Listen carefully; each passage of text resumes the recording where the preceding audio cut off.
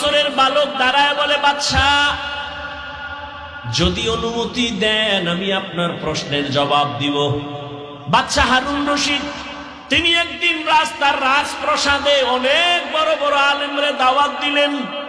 উলামায়ে কেরামের কাফেলা চলে আসলেন হারুন রশিদের রাজপ্রাসাদে, সুন্দর মেহমানের আপ্যায়নের ব্যবস্থা করলেন। উলামায়ে কেরাম আপ্যায়িত হলেন, সব খাইয়ে লইয়া রাজপ্রাসাদে বসছেন। বাদশাহ হারুন রশিদ শুধু রাষ্ট্রের নেতা না, আল্লাহর প্রিয় একজন বুজুর্গ মান্দা। তো আলেম বুঝি গায়, এই হুজুরেরা কেমন খাইলেন?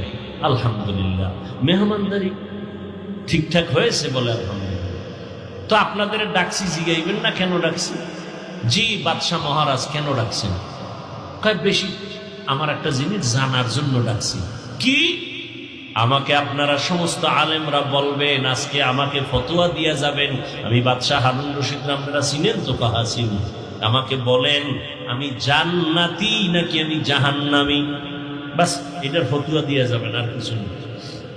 সব উলামায়ে কেরামে এক আওয়াজ দিলেন, কে জান্নাতি কে জাহান্নামী দুনিয়ার কোন আলেমের বলার ক্ষমতা নাই। হ্যাঁ, এতটুকু বলা যাবে, আপনি ভালো কাজ করেন তো জান্নাতের পথে আছেন, জান্নাতি বলা যাবে না। আপনি অন্যায় করেন বলা যাবে জাহান্নামের পথে আছেন, কিন্তু জাহান্নামী বলা যাবে না। বাদশাহ হারুন রশিদ মজাক করে, কথা আমরা খাওয়াই হইল কি? দুঃখ, সমাধান পেলাম না। বিদায় দিবেন ভাব। ঠিক এমন সময় উলামায়ে কেরামের মজলিসে একেবারে পেছন থেকে 9 বছরের একটা বালক দাঁড়ায় গেল। বালক দাঁড়ায় বলে, বাদশাহ বেয়াদবি যদি ক্ষমা করে দেন আপনার প্রশ্নের জবাবটা আমি দিব। 9 বছরের বালক দাঁড়ায় বলে, বাদশাহ যদি অনুমতি দেন আমি আপনার প্রশ্নের জবাব দিব। বাদশাহ হারুন রশিদ খুশি হয়ে কয়, দাও দাও, কইলইব না, সিস্টেম অনুযায়ী সামনে নিয়ে আসেন। উজিরে আজম তাড়াতাড়ি বাচ্চাটাকে সামনে আনো। 9 বছরের বালক দাঁড়ায় কয়, বাদশাহ প্রশ্নটা আবার করেন। প্রশ্ন হলো, আমি হারুন রশিদ জান্নাতি না জাহান্নামী? বাচ্চা 9 বছরের বালক কয়, জবাব দেওয়ার আগে আমার কথা আছে। বলো কি? যে প্রশ্ন করে সে বড় না যে জবাব দেয় সে বড়? বাদশাহ হারুন রশিদ কয়, জবাব দেনেওয়ালা তো খানিকটা বড়। বেয়াদবি মাফ কইরা আমারে সিংহাসনে বসায় আপনি নিচে আসেন। বাদশাহ হারুন রশিদ তো বেয়াদব না, দুনিয়াদার সম্রাট না, সে তো আখিরাত মুখী একজন বাদশাহ। যখনই বলছে ওজিরে আজম রে কয়, তাড়াতাড়ি বাচ্চাটাকে সিংহাসনে আনো, নিচে বিছানা দাও, আমি নিচে বসবো।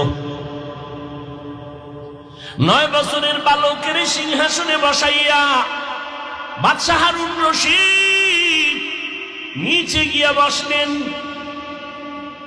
এবার বাচ্চা 9 বছরের বালক সিংহাসনে বইয়াই ডাক দিয়ে কয়, রে বাদশাহ বেয়াদবি মাফ করবেন। প্রথম আমি আপনাকে বলবো, কোরআনের ইলম থাকলে তো সম্মান এমনই হয়। বুঝেননি কিছু? 9 বছরের বালক প্রথম ইনজেকশন দিয়ে দিল, কোরআনের ইলম থাকলে তো সম্মান এমনই হয়। এত বড় নামি দামি বাদশাহ নিচে বসিয়া 9 বছরের বালকের সিংহাসনে বসাইছে, চেহারায় বসে নাই, আল্লাহর দেওয়া ইলমের বরকতে এখানে বসা হয়েছে। এলমেরা এজাজু করদান বেহিসাব, খলকেরা দাদান জওয়াবে বাসওয়াব, হক না দারদ দোস্তে খলকা জারেনা, নিস্তে ই খসলত একে দিনদারেরা।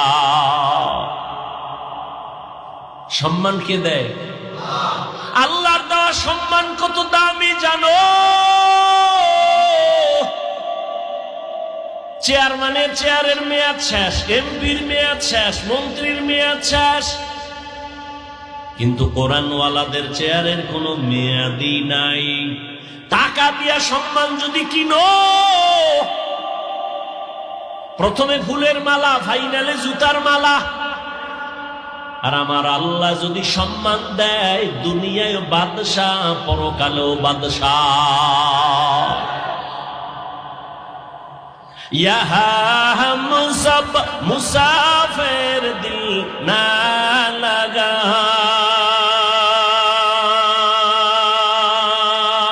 अहले दिल की नजर से रूह करता जा,